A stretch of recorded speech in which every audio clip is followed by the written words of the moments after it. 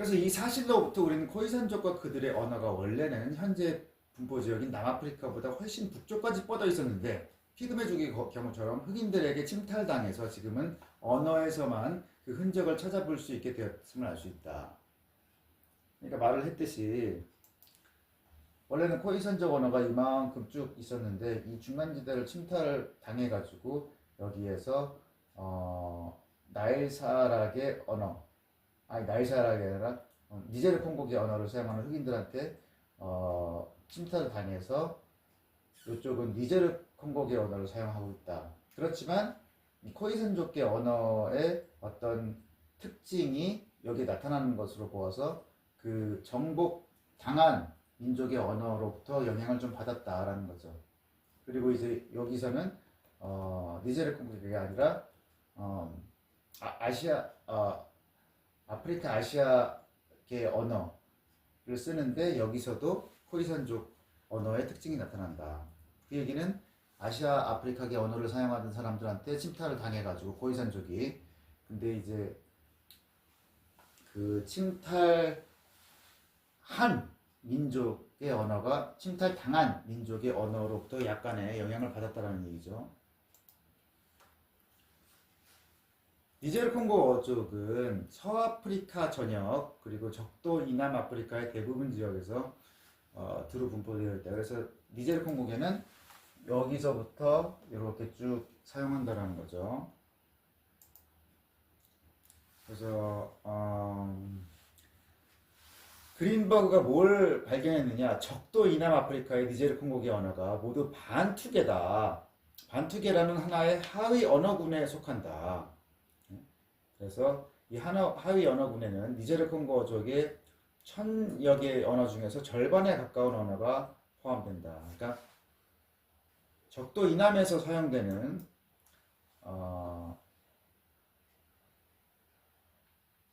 니제르 콩고계 언어는 반투계다. 반투계다. 근데 이게 니제르 콩고계 언어 1000개 중에서 한 절반 정도 가량이 이 반투계라는 거예요.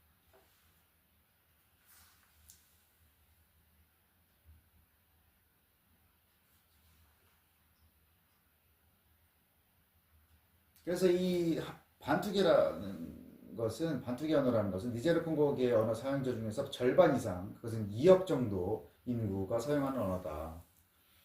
그래서 반투계 언어를 제외한 167개 여파의 대부분은 니제르 콩고족의 전체 분포 지역에서 작은 일부분에 불과한 서아프리카에 몰려 있다.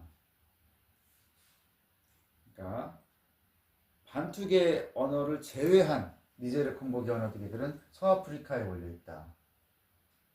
그리고 반투계가 이만큼 쓰인다. 그 얘기는 뭐겠어요? 니제르 콩고계 언어들이 서아프리카에서 생겨났다라는 얘기예요. 그 다음에 그 중에서 반투계를 쓰는 사람들이 침략을 하면서 쭉 내려왔다라는 그런 얘기겠죠.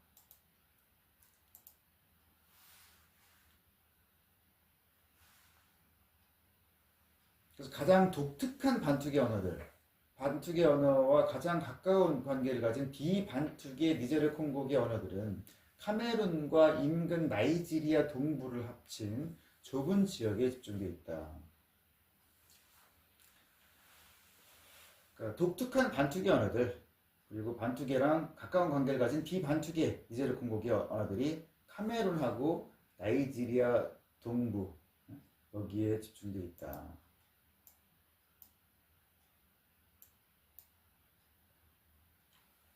그러니까 여기서 사용됐다는 거죠. 그러면은 그 말이 뭐겠어요? 이 반투계 언어가 바로 요 지역에서 생겨났다라는 것을 알 수가 있죠. 왜냐면 비슷한 비반투계 언어들이 거기서만 쓰이니까. 그래서 니제르 콩고족은 서아프리카에서 발생했음이 분명하다. 그 중에서 반투계는 동쪽 끝에 카메룬과 나이지리아에서 발생했고 이 반투어는 발원지로부터 적도 이남 아프리카의 대부분 지역으로 전파됐다. 그러니까 카메란하고 나이지리아 여기서 생겨나가지고 적도 이남으로 전파됐다는 거예요. 이 반투계 언어가.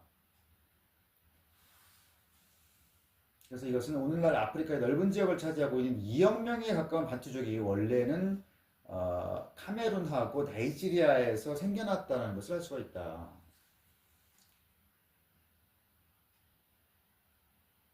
그리고 이제 니제르 콩고어족의 분포 지역을 바탕으로 피그미족과 코이산족을 침탈했던 흑인들이 바로 반투족이었음을 알 수 있다. 그게 무슨 말이냐면은 어, 피그미족과 코이산족 언어를 사용하는 지역이 이 반투계 언어를 사용하는 넓은 지역의 부분을 차지하는 걸로 봐서 반투족이 피그미족과 코이산족을 침탈했다 이렇게 볼 수가 있다는 거죠. 자, 1400년대 유럽인들이 사하라 사막 이남 아프리카를 찾았을 때 아프리카인들이 재배한 농작물은 5가지 조합이 있었다. 그래서 이 조합은 아프리카 역사에서 의미가 매우 크다. 그래서 각 지역에서 있는 그 농작물의 조합이 5개가 있었다는 거죠. 첫 번째 조합은 에티오피아 고지대를 포함한 북아프리카에서만 재배되었던 밀, 보리, 완두류, 잠두류, 포도류 등의 비옥한 초승달 지대의 농작물이다. 그래서 뭐 에티오피아에서 이제 북아프리카에 이르는 지역은 지중해성 기후이기 때문에 지중해성 작물들이 있었다라는 거죠. 그게 첫 번째 조합이다. 북아프리카는 지중해성 기후여가지고 강우량이 겨울철에 집중되어 있다. 그리고 이제 비옥한 초승달 지대도 겨울에 비가 많은 지중해성 유형이다. 자, 그리고 사하라 사막을 지나서 남하하다가 사막의 바로 남쪽에 있는 사헬지대에서는 다시 비를 만나게 되면 사헬지대에는 겨울보다 여름에 비가 많다는 것을 알 수 있다. 그러니까 기후가 바뀐다라는 거죠. 사하라 사막 바로 이남인 사헬지대에서는. 그래서 사하라 사막 바로 남쪽에서 자생하는 야생조상을 가진 2가지 조합의 아프리카 농작물을 발견하게 되는데, 그러니까 사헬지대에 2가지 조합의 아프리카 농작물이 있다는 거예요. 이것은 계절에 따른 낮의 길이 변화가 적고 여름비가 내리는 기후에 적응하고 있다. 무슨 말이에요? 적도 기후에 적응하고 있다는 거죠. 그중 하나의 조합은 뭐냐? 사헬지대에서 서쪽에서 동쪽까지 널리 분포되어 있고 거기서 작물화된 것으로 보이는 식물들이다. 그러니까 사헬지대 동쪽에서 이렇게 쭉 분포하고 있다는 거죠. 그 조합이 뭐냐? 수수와 진주기장. 그래서 이것은 사하라 사막 이남 아프리카의 많은 지역에서 주요 공유가 된다. 수수와 진주기장이 바로 사헬지대에서 재배가 된다는 거죠. 그 다음에 또 하나의 조합은 야생조상이 에티오피아에 자생하고 그곳의 고지대에서 작물화된 것으로 보이는 식물들이다. 에티오피아는 아까 뭐 지중해성 기후도 있는데 에티오피아의 고지대에서는 고지대 식물이 자라겠죠. 그러면 이제 기후가 좀 다르죠. 이게 뭐냐? 에티오피아만의 마약성 식물인 체트, 바나나와 비슷한 엔세테, 기름이 함유된 누그, 국민적 술을 빚는 손가락 기장, 종자가 작은 곡식이지만 역시 국민적인 빵을 만드는 테프, 이것들이 다른 하나의 조합인데 세 번째 조합이죠. 에티오피아의 고지대에서 길러지는 농작물이다. 네 번째 조합은 뭐냐? 서아프리카, 다습한 기후의 서아프리카에서 자생하던 식물들이다. 그 중에서 아프리카 벼 같은 것들은 그 지역에서만 국한되어 있다.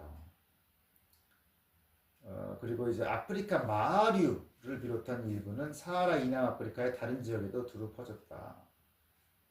그러니까 아프리카 벼는 서아프리카에서만 이제 길러지고 아프리카 마류는 사하라 이남 아프리카까지 이제 전파가 됐다는 거죠. 그 다음에 또 뭐가 있냐? 기름야자와 콜라 열매. 요것들도 이제 네 번째 조합의 구성원들인데 다른 대륙들에도 전파가 되었다. 아프리카 농작물의 마지막 조합은 다습한 기후에 적응한 바나나, 아시아산 마리오, 타로토란. 근데 이것이 어떻게 뭐냐? 1400년대에 이미 사하라 사막 이남 아프리카에 널리 퍼져 있었다. 그리고 아시아 벼는 동아프리카 해안에 정착했다. 이 농작물의 원산지는 열대 동남아시아다. 아까 뭐라 그랬어요? 마다가스카르에 열대 동남아시아인들이 살고 있었다고 했죠. 그러니까 그걸 보면 뭐를 할 수가 있어요? 열대 동남아시아인들이 어떻게 해서든 인도양을 건너가지고 마다가스카르로 왔다라는 거죠. 근데 뭘 갖고 왔어요? 본인들이 기르던 농작물을 갖고 왔겠죠. 근데 그게 이런 것들인데 바나나, 아시아산 마리오, 타르토란 이런 것들이 이제 마다가스카르뿐만 아니라 동아프리카 해안하고 사하라 사막 이나 아프리카까지 이제 퍼졌다라는 거죠. 자, 근데 또 여기서 뭘 봐야 되냐? 사헬지대, 에티오피아, 서아프리카 등 아프리카 토종 농작물의 원산지가 어디냐? 모두 적도 이북이다. 적도 이남산 아프리카 농작물은 단 한 종도 없었다. 그 얘기는 뭘 말하는 거예요? 아프리카, 적도 이남 아프리카에서는 환경적으로 농사, 농작물, 농업이 자생적으로 생겨나기가 불가능했다라는 얘기죠. 그러니까 환경 차이에 의해서 어떤 사회가 발전하고 안 발전하고가 결정된다. 그래서 요걸로 뭘 알 수가 있느냐? 적도 이북에서 발생한 니제르 콩고계 언어의 사용자들이 적도 부근의 피그미족이나 적도 이남의 코이산족을 교체할 수 있다던 까닭을 짐작할 수 있다. 뭐냐? 적도 이남의 피그미족이나 코이산족은 작물화할 수 있는 그런 식물이 없었기 때문에 수렵체지민들로 남아 있었고, 그래서 니제르 콩고계 언어를 사용하는 반투 민족이 거기를 침탈한 것이다. 왜냐면 이 사람들은 농경민이었으니까, 그죠? 자, 그럼 이제 동물을 봅시다. 야생조상이 아프리카에만 있어서 아프리카에서 가축화된 것이 확실시되는 동물은 칠면조 비슷한 뿔닭뿐이다.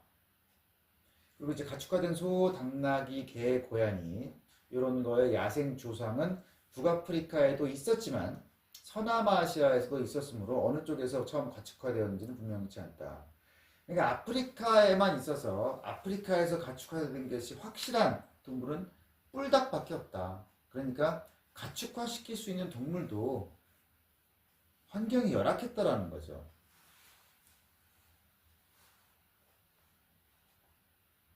그리고 이제 그 외에 아프리카에 있는 가축화된 포유류는 야생조상이 유라시아에만 있기 때문에 다른 지역에서 가축화되어서 아프리카로 도입된 것이 분명하다. 그래서 아프리카의 양과 염소는 서남아시아에서 가축화되었다. 닭은 동남아시아에서 가축화되었다. 말은 러시아 남부에서 가축화되었다. 닭타는 아마도 아라비아에서 가축화되었을 것이다. 그러니까 아프리카에서 가축화된 포유류의 많은 부분이 다른 데서 들어왔다라는 거예요. 그게 무슨 말이에요? 아프리카에서는 거기서 자체적으로 가축화할 만한 동물이 별로 없었다 이 얘기죠. 자, 아프리카의 많은 동물들, 포유류들, 얼룩말과 누, 코뿔소, 하마, 기린, 들소 이런 대형 야생 포유류는 아프리카에 가축 목록이 없다. 그게 무슨 말이에요? 이것은 이런 동물들이 많긴 하지만 이것들은 가축화할 수 있는 동물들이 아니라는 거죠. 그래서 발전상의 차이가 나왔다 이러는 거죠. 사회 발전에서.